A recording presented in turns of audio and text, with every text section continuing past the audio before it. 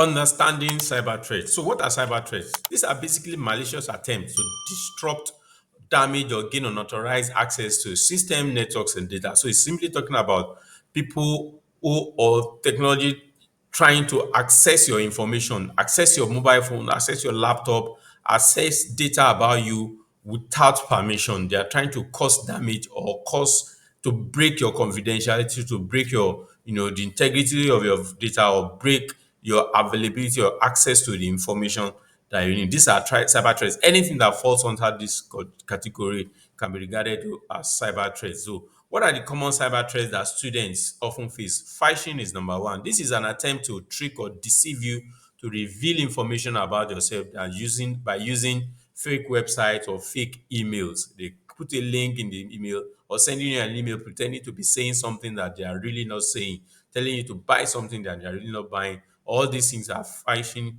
emails or phishing attempts. Another common threat students often face is malware.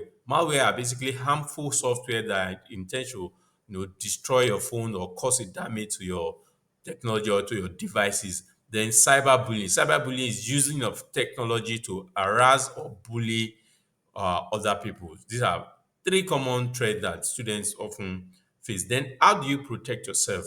First thing, strong password. Make sure your password is not something that you can easily get. Maybe your first name or your mother's name alone. These are easy to get.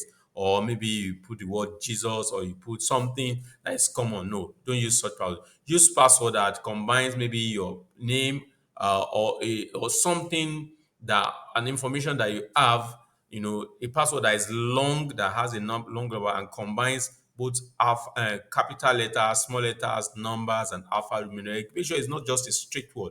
Strong password. Those are strong. But then enable two-factor. That means apart from password, whenever you for your social media account or your software or your devices, when you want to log in, apart from the password that you put, have another information, maybe your biometric, your fingerprint, your eye, your face, or a pin or a code that will be sent to you that you not impute, or you have a token that you use to generate a series of number that will be particular to you, that only you know, and then it supplies it. So you are not just using password, you are using password and one other thing, that is two-factor authentication. Then avoid clicking suspiciously. This is very common. People see a link, or someone sent you a link whether on your WhatsApp or on your or email, and you don't know where the link is coming from. You just click it.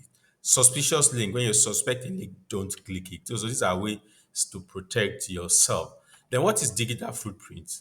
Digital footprint is basically the trail of data that you leave behind when you use the internet. These are your social media posts or your search history. So when you literally just post anything on your social media, your pictures that you post on social media, these are digital footprint. These are things that can be traced back to you. Basically, footprint is things that are particular to you that indicate that your presence there, or you're indicating your presence on the internet. These are digital footprint. It could be your picture, it could be just a message about your, maybe you went somewhere and you went to update it on your status. These are digital footprints that you are leaving, trails that people can trace back or track to you.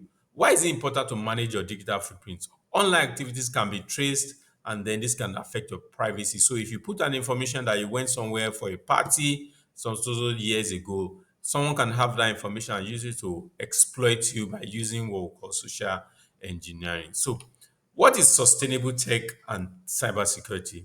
So, when we are talking about sustainable tech and cybersecurity, we are saying use technology responsibly.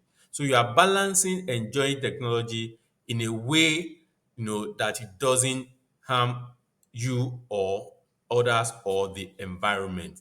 So remember when we talk about digital waste, for instance, or cyberbullying. So when you use technology to bully others, you are affecting, it's not sustainable, you are causing harm to people. And when people are harmed, the environment also can be harmed. When you finish using your device and you leave it carelessly around, it can hamper the environment, making the environment unsafe. Someone can step on it and trip. So many things can happen when you don't use technology responsibly. So these are sustainable technology and cybersecurity. And we are talking about cybersecurity and sustainable technology because this is a blend. When technology is not used sustainably, it can affect your security online. So digital sustainability and cybersecurity are merging together in this way. Now, what are cybersecurity ethics? So this is basically talking about respecting other people's privacy and using technology for good. And a good example is ethical hacking. These are people who test whether a system is secure or not. So before bad people take advantage of such systems, so they go ahead and test and tell you that okay, your system is not strong, your system has these vulnerabilities or has these loopholes or has this weakness, and then you can quickly patch those loopholes before somebody who has a malicious intention takes advantage of such loopholes. Then how does sustainable technology help? So when you make use of energy efficient device, it helps to reduce damage or reduce energy waste. And also when you delete old files, when you ensure that what you don't need, you are not keeping it. These are all ways that sustainable technology can be helpful to the environment.